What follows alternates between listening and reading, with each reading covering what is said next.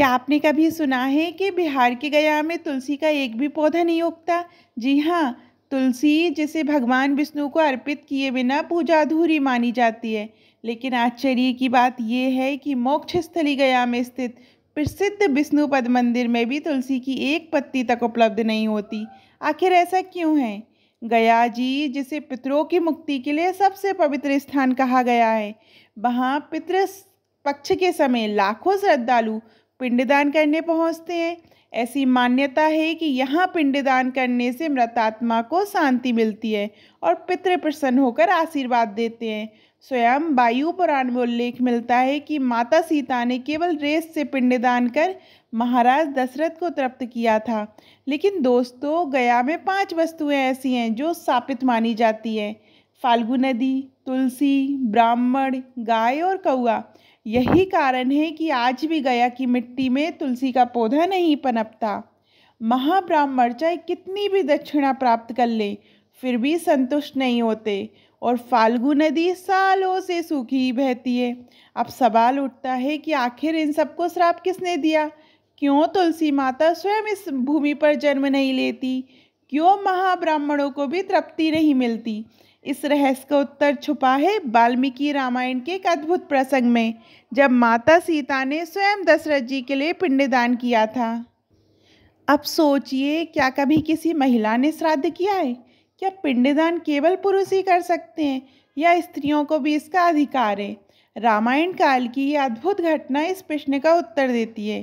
कथा तब की है जब अयोध्या के महाराज दशरथ का देहांत हो गया था और भगवान श्री राम वनवास के दौरान माता सीता और लक्ष्मण जी के साथ वन में निवास कर रहे थे। उसी समय पितृपक्ष आया और भगवान श्री राम अपने पिताजी के श्राद्ध के लिए गया नगरी पहुँचे।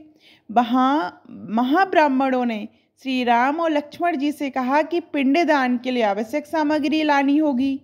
श्री राम और लक्ष्मण जी सामग्री लाने नगर की ओर चले गए और माता सीता फाल्गु नदी के तट पर अकेली रह गईं। इसी बीच दशरथ जी की व्याकुल आत्मा प्रकट हुई और सीता माता से करुण स्वर में बोली, बेटी मैं भूखा हूँ, मुझे तुरंत पिंड दो। सीता जी के सामने बड़ी दुविधा थी। श्राद्ध करना तो पुत्र का कर्तव्य माना जाता है, लेकिन पिता तुल्य दशरथ जी की आत्मा भूख से व्याकुल थी। करुणा और ममता से भरी माता सीता ने निश्चय किया कि वे स्वयं पिंडदान करेंगी। उन्होंने फाल्गु नदी, बट वृक्ष, गाय, तुलसी और ब्राह्मण, इन 5 को साक्षी बनाकर विधि पूर्वक पिंडदान किया। उनके इस पवित्र संकल्प से दशरथ जी की आत्मा तृप्त और प्रसन्न हो गई तथा आशीर्वाद देकर विलीन हो गई। जब श्री राम और लक्ष्मण जी लौटे और सीता माता ने यह प्रसंग सुनाया तो उन्हें विश्वास नहीं हुआ। श्री राम ने कहा, सीते, पुत्र के बिना पिंडदान संभव नहीं है। अब सीता जी के सामने ये सिद्ध करने की चुनौती थी कि उन्होंने सचमुच पिंडदान किया था। उन्होंने अपने साक्षियों को बुलाया: फाल्गु नदी, गाय, तुलसी, बटवृक्ष और ब्राह्मण। सबसे पहले फाल्गु नदी से पूछा गया, लेकिन उसने झूठ बोला। सीता माता ने कोई पिंडदान नहीं किया। फिर गाय से पूछा गया, उसने भी इनकार कर दिया और तुलसी ने भी वही कहा और ब्राह्मणों ने भी सत्य छुपा लिया।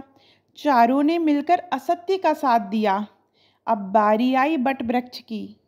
बटवृक्ष ने बिना किसी भय के सच कहा, हे राम, सीता माता ने विधि विधान से महाराज दशरथ का पिंडदान किया है। मैं स्वयं इसका प्रत्यक्ष साक्षी हूँ। सत्य जानकर श्री राम जी को विश्वास हो गया, लेकिन सीता माता उन 4 झूठे साक्षियों पर क्रोधित हो गई और उन्हें श्राप दिया। फाल्गु नदी को श्राप दिया, तुम केवल नाम मात्र की नदी रहोगी, तुम्हारे जल में कभी स्थिरता नहीं होगी। आज भी फाल्गु नदी ज़्यादातर समय सूखी रहती है। गाय को श्राप दिया, तुम पूजनीय तो होगी पर तुम्हारा पिछला भाग ही पूजित होगा और भोजन के लिए तुम्हें दर दर भटकना पड़ेगा। आज भी गाय के पिछले भाग की पूजा की परंपरा है।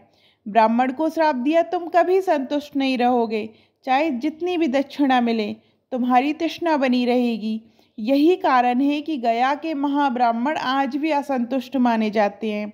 तुलसी को श्राप दिया, तुम कभी भी गया की भूमि पर नहीं उगोगी।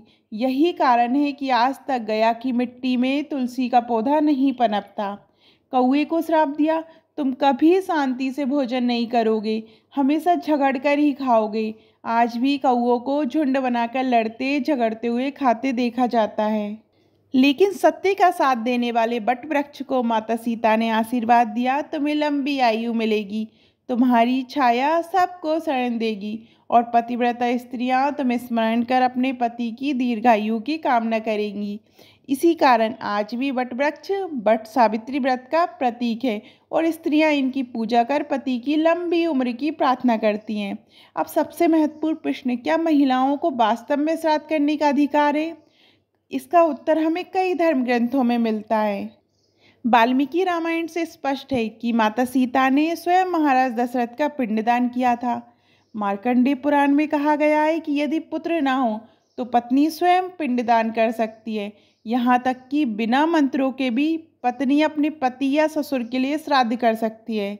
गरुड़ पुराण के 11वें अध्याय में उल्लेख है कि ज्येष्ठ या कनिष्ठ पुत्र के अभाव में पत्नी, बहू या पुत्री भी श्राद्ध कर सकती है।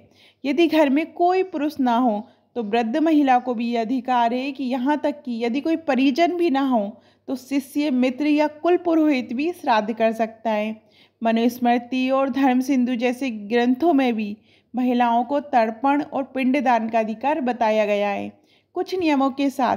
जैसे महिलाएं श्राद्ध के समय सफ़ेद या पीले वस्त्र पहन सकती हैं, लेकिन उन्हें तर्पण के लिए कुश और काले तिल का प्रयोग नहीं करना चाहिए।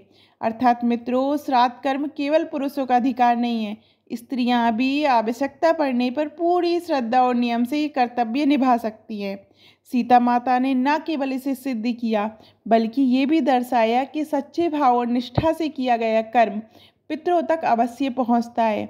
आज भी गया नगरी इस दिव्य प्रसंग की साक्षी है।